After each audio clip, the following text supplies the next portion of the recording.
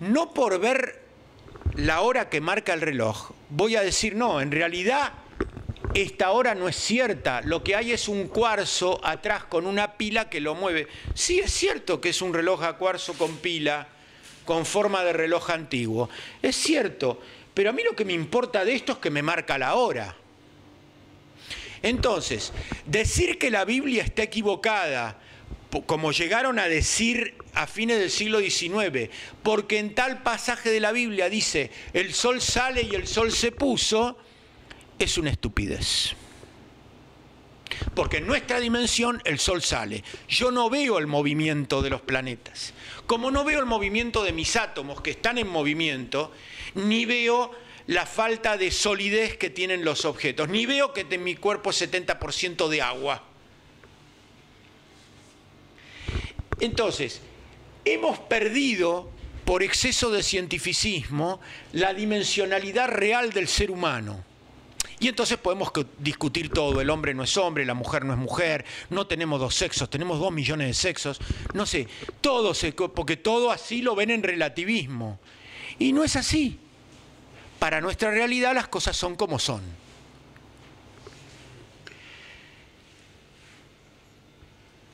Otro aspecto interesante es el caso de los fractales. Y vayan sacando sus conclusiones de observación. Los fractales fueron determinados y definidos en el año 1975. Quiere decir que todos los que nos recibimos en esa fecha o antes no nos enseñaban en el colegio que era un fractal. No sé si los chicos de ahora les enseñan qué es un fractal. Se descubrió que hay formas geométricas simples que se multiplican hasta una forma complejísima, final, entre distintos aspectos de la naturaleza. Voy a tratar de ser un buen dibujante para que me puedan entender. Yo tengo acá una araucaria. Supongamos que esto es una araucaria, ¿no? La araucaria tiene piñas de araucaria que dan piñones. Agarren la piña de la araucaria y van a ver que es una araucaria en miniatura. Eso es un fractal. Tomemos una estrella, la típica estrella de la nieve. Van a ver que tiene un dibujo. Si nosotros tomamos un puñado de nieve y lo miramos microscópicamente, este dibujo se superpone en forma simétrica, sucesiva y permanente de una manera impresionante, algo así como se ve en el caleidoscopio. Esos son fractales. Y entonces, ¿cómo se explica en la teoría de la evolución la organización del fractal? ¿Cómo se explica el azar? No hay elemento, desde las partículas del átomo hasta las organizaciones moleculares, que no tenga una explicación geométrica, que no tenga un diseño. Absolutamente todo en la naturaleza tiene un diseño. No es posible el azar. Bueno, a pesar de todo esto, en nuestras escuelas se sigue hablando del evolucionismo. Ayer en el diario La Nación, no sé si alguno lo vio, había... 2 millones. Sí, 2 millones. Ya, si ustedes se ponen... tómense el trabajo, por favor, agarren en un papelito y anoten los años de los cadáveres de monos y de hombres que van encontrando, y es la danza de los millones. Este tiene 2 millones de años, este otro 400.000, este otro 2.000, este otro... Dicen cada estupidez cuando sabemos que los métodos de medición, ya lo habíamos hablado la vez... Hay una sí. permanente búsqueda de un pretenso a ser pretendido, la un perdido. Y eso es justamente anticientífico, porque no hacen más que buscar la evidencia y la evidencia nunca la hallan. Y no era que la ciencia, según los positivistas, es el conjunto de conocimientos sistemáticos ciertos o probables, no lo pueden probar. Entonces inventaron al hombre de Neandertal y al hombre de Cro-Magnon y al hombre de Pekín. Vuelvo a repetirles, el hombre de Pekín fue un invento del doctor Dubois que después se arrepintió. El hombre de Neandertal y el hombre de Cro-Magnon eran hombres, no eran homínidos. Tenían herramientas. Y acá volvemos a tocar el tema de las cavernas. Y vamos a adentrarnos en otro aspecto de la charla. Esta imagen, que también es difícil de contradecir, como el tema del microcosmos y el macrocosmos, y el dibujito de la evolución. Esta imagen del hombre de las cavernas que evoluciona, va pasando estadios de nómada, se vuelve agricultor, de recolector y de cazador se vuelve agricultor.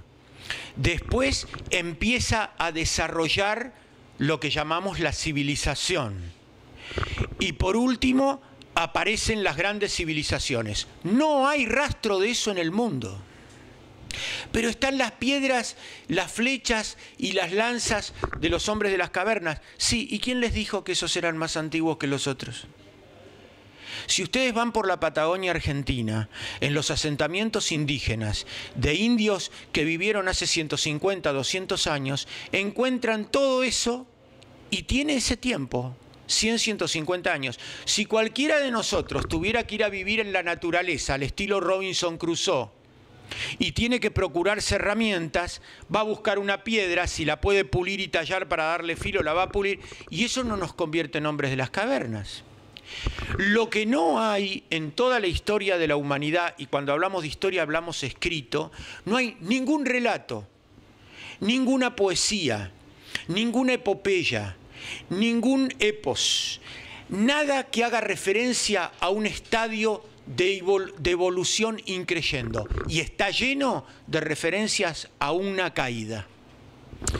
Para los creyentes el pecado original, para Platón era la Atlántida, y para los aztecas era la época de Quetzalcóatl. En el libro de Knight, el antepasado, el hombre prehistórico antepasado del hombre, un gran aventurero, ese es el libro, uno de las novelitas rosas del evolucionismo más difundida y más sinvergüenza, llega a decir esto: qué malos fueron los españoles, que cuando llegaron aniquilaron las culturas y entonces no pudimos saber cómo era la evolución. Primero, los aztecas y los mayas recontra sobrevivieron. Y segundo, los aztecas y los incas. Los mayas, que son los que desaparecieron, habían desaparecido 200 años antes de que lleguen los españoles. Entonces, ¿cuál es la realidad? La realidad, lo que se ha podido comprobar, dice Cantú, ahora habla Cantú, el gran historiador Cantú, es, por supuesto que Felipe Piña no lo conoce, es que lo que se ha demostrado es que las civilizaciones indígenas estaban en depravación, estaban en el proceso exactamente al revés.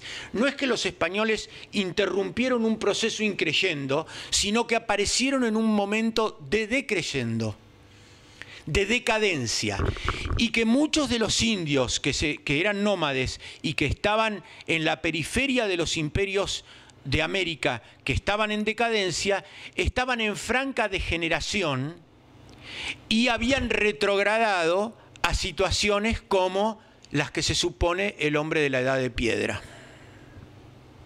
Caso concreto, los Zonas. Un caso intermedio de una civilización indígena que estaba degradándose al punto que habían perdido su propia gramática y se la salvaron los jesuitas, los tehuelches. Un caso superior de los que se mantenían relativamente cultos y fueron los que se entendieron y mezclaron inmediatamente con los españoles, no porque los españoles los dominaron y los amenazaron, sino porque ellos querían unirse a algo superior, los diaguitas. Fíjense cómo estaban los estratos. Y va a ser justamente la obra del ser humano, contrariamente a lo que nos están enseñando, paradigma que hay que demoler, lo que va a salvar a esas tribus indígenas. exactamente al revés de lo que se sostiene. Obviamente que el hombre blanco cometió abusos, muchos vinieron por el oro, pero no todos. Muchos vinieron a evangelizar, muchos vinieron a buscar una nueva perspectiva de la vida y poder. Y mucha gente se sacrificó de los europeos por los aborígenes. Y mezclaron su sangre, en el mundo católico por lo menos, no en esa Inglaterra que si Liniers no hubiera ganado, estaría acá. Y todos los que hubieran querido que Liniers hubiese perdido en 1806 no estarían acá. Otro paradigma que hay que demoler y que voy a atacar después de esta parte. Les doy un dato de un historiador que ni siquiera es católico, es agnóstico, no es español, es francés, René Sédillot. René Sédillot escribe Las grandes colonizaciones. Hay una sola colonización que él considera benéfica en el mundo. Fue la española, y más específicamente la que se dio en la Argentina con los jesuitas en el mundo guaraní. Entonces, que a su vez, ya que tocamos el mundo guaraní, dentro de las tradiciones guaraníes también hay una idea de una caída. Todas las civilizaciones tienen la idea de una caída, todas en sus relatos, y no de un ascenso. China, la India, Egipto, los pueblos indoeuropeos que hablaban sánscrito, ¿cuándo aparecen en la historia? ¿No les llama la atención que todos aparecen relativamente en forma contemporánea? Y que todos son inmediatamente posteriores a Sumer. Y que Sumer es el primer pueblo que se conoce que deja testimonios escritos. Y que es el poema más antiguo de Sumer. ¿Ustedes conocen el poema más antiguo de Sumer? ¿Es la epopeya, el escrito más antiguo de Sumeria? Gilgamesh. ¿Y Gilgamesh qué es? ¿Quién es? Noé. Si ustedes agarran el relato de Gilgamesh hecho por los sumerios, que está totalmente traducido y cuyas piedras originarias están en el Museo de Londres, y lo comparan con la Biblia, los errores y diferencias son mínimos. Hasta da las dimensiones del arca. Por ahí cambian alguna palabra. Entonces, y después en las tradiciones de los distintos pueblos antiguos, siempre se habla de una catástrofe como el diluvio. Y bueno, y acá se le queman los papeles a los arqueólogos evolucionistas, que son los grandes ocultadores de información. ¿Por qué? Porque han encontrado en distintos monumentos muy antiguos rastros del diluvio más o menos en forma contemporánea, de la gran inundación. La arqueología sabe todo esto, y los libros serios de arqueología, como dice el profesor Stephen Soler, lo tienen constatado, pero hay que agarrar y meterse en los libros de arqueología. Esto que está escrito aquí ya fue explicado. Ahora vamos a avanzar sobre otros paradigmas que hay que demoler, que ya los insinué, pero lo vamos a desarrollar. Habíamos hablado de la falsedad de las divisiones históricas que se nos enseña en el colegio. Ustedes saben que antes, ¿cómo se enseñaba la historia? Antiguamente. Se enseñaba con poesía, y este sistema llega prácticamente hasta el año 1700. La Ilíada, la Eneida, la Odisea, los romanceros medievales, ven que tengo que usar un término con el que estoy en contra, pero ya nos han impuesto los clichés. Los romanceros de la era de la cristiandad, los romanceros tanto cristianos como moriscos, mantenían esta manera de relatar la historia similar a nuestras payadas gauchescas. En poesía se decían verdades que se las decía en forma musical y poética para poder ser memorizadas y trasladadas de generación en generación con un montón de verdades. Si ustedes analizan, por ejemplo, el modelo más cercano que tenemos de esto, Ahora se sabe por los estudios serios que se hicieron, entre ellos de Borges, sobre el Martín Fierro, que el Martín Fierro existió realmente, que era un gaucho que había tenido una trascendencia, que los hechos que relatan son los hechos que ocurren en los fortines, en la frontera, cuando el ministro de guerra de Sarmiento era Gainza, que era la época famosa de la zanja de Alsina y todos estos hechos, que los dos hijos de Fierro estuvieron en el colegio que regenteaba la venerable Camila Rolón, anotados con el apellido Fierro y que eran compañeros de un tal Carlitos Gardel, que Hernández, conocedor de esta historia, con su genio, su verba hispano-criolla, hace un monumento de relato. Así se relataba la historia. Claro, había que distinguir entre lo legendario, lo imaginario que ponía el autor, pero el nuestro Martín Fierro es tan grandioso que hasta se cierra con la payada entre el Martín Fierro y el Moreno, que es metafísica cristiana pura. Por ejemplo, les doy un ejemplo de esto. Cuando hablan de qué es el tiempo, y el Martín Fierro le dice al Moreno, el tiempo solo es tardanza de lo que está por venir. Esto que parece una linda poesía es filosofía pura. En el devenir, donde el presente es un instante fugaz y donde el pasado pasó, en el momento que lo estoy diciendo ya pasó, y lo que tenemos es el futuro, el tiempo es un concepto meramente humano de lo que está por venir, del porvenir. Y esto, así varios ejemplos va dando. Así se escribía antiguamente la historia. José Hernández fue un juglar del momento de mayor esplendor de la cristiandad que nació 300 o 400 años después. Un genio, auténticamente genial. Entonces, después van a venir los científicos positivistas y van a decir, esto no es historia, el Martín Fierro no existió, es una imaginación. Lo van a tratar de disecar y poner, como les encanta, en museos. Acuérdense que la escuela positivista creó la idea del concepto de museo como unidad orgánica de estudio. Por eso hay universidades que llevan el nombre de museo. Uno tiene la idea del museo donde se ponen cosas antiguas o reliquias, pero el museo también es biblioteca y el museo también es laboratorio de investigación.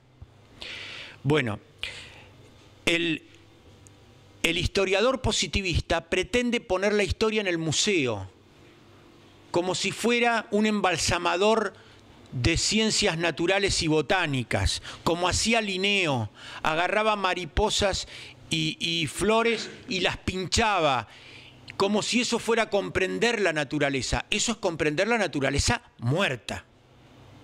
No es comprender la naturaleza. Lo mismo hacen con las ciencias sociales y acumulan un montón de materiales. Con el positivismo surge la ciencia estadística como método para demostrar alguna cosa. Y sirve de mucho las estadísticas. No casualmente, Sarmiento es el primero que hace un censo nacional. Y él es el gran introductor del positivismo en la Argentina, y de los museos, y de los zoológicos, para que veamos de dónde descendimos. Había que poner jaulas con monos para que la gente vea que eran monos. Ese es el concepto. El museo de los seres muertos, naturalezas muertas, y el zoológico con animales enjaulados. Eso es el positivismo. ¿Tiene su utilidad aparte del paseo? Sí, tiene su utilidad. Acumulan una gran cantidad de materiales científicos, pero no lo saben sistematizar fuera de un esquema estrictamente racional. El que lo supo sistematizar fue Konrad Lorenz, que descubre lo que llamaríamos con eufemismo la psicología animal. pero Konrad Lorenz era antievolucionista. Entonces, no nos vamos a derivar ahora por lo de Konrad Lorenz. Volvamos al tema central. En la conceptualización de la historia, en la división por eras, ya habíamos visto que eran cuestiones muy caprichosas. ¿Y quién es el que inicia esta línea? Bodin, y después sigue Dilthey, y después sigue Taine, y una gran cantidad de hombres que se dedicaron a estudiar la historia desde un punto de vista filosófico. Qué lástima que no sabían de religión, porque lo hubieran podido estudiar desde un punto de vista teológico, que ya podían haber arrancado con la Ciudad de Dios de San Agustín y haberse perfeccionado hasta el día de hoy, ¿no? Porque eran grandes estudiosos, eran hombres, realmente todos estos hombres que yo estoy nombrando no son ni mala gente, ni basuras, ni malvados. Muchos de ellos eran auténticos y grandes genios. Hipólito Taine, por ejemplo. Hombres, algunos de una excelsitud como Fustel de Coulanges, que era un positivista y que en su estudio serio de la ciencia descubre la ciudad antigua y la analogía entre la ciudad antigua y la era de la cristiandad, con su famoso libro La ciudad antigua. Pero ellos acumulaban materiales, estadísticas, datos, como nos hacían a nosotros estudiar en el colegio historia. Fechas, datos, nombres, y perdíamos el problema íntimo de la historia, que era lo que tenían aquellos juglares como Homero, que fue el primer gran historiador junto con Heródoto, y todos los otros historiadores de la Edad Antigua y de la era de la cristiandad. ¿Qué era lo que tenían? Una enseñanza. Por eso la historia era la maestra de la vida, porque de los aciertos de los hombres que estudiaba Plutarco, por ejemplo, podían sacar una enseñanza, entonces la historia servía. Yo cuando estudiaba en el colegio y me hacían aprender, por ejemplo, cómo era toda la dinastía carolingia, pensaba en la inocencia de aquellos años, ¿y esto para qué me sirve? ¿Por qué dicen que la historia es la ciencia de la vida? Si yo de saber que Enrique II gobernó de tal año a tal año, y Enrique III de tal año a tal año, Enrique IV de tal año a tal año, y que se casó con fulana, fulana y fulana, ¿eso qué me enseña a mí? Bueno, eso es el positivismo histórico. Entonces, para esta gente, claro, la Edad Media, como no sacaban ninguna conclusión humana, espiritual, la Edad Media es una edad muerta entre los griegos y los iluministas que eran ellos, ¿no? Entonces, fíjense cómo denominan a la historia. Época contemporánea. La época contemporánea es todo presente. Pero como la época contemporánea no podía agarrar la realidad, después dijeron, era industrial, creyendo que habían llegado a lo sumo. Hoy la época industrial para nosotros está recontra superada en el progreso técnico que se ha sucedido. Pero ellos creían que estaban en lo sumo. Entonces llegaron a la era atómica, después a la era espacial, y ya después es el fin de la historia. Seguramente la historia va a seguir y Fukuyama se va a haber muerto. Pero él en su momento, fíjense cómo ven las realidades y que poco saben del hombre. El hombre es pasión, sentimiento y emoción. No es una cosa...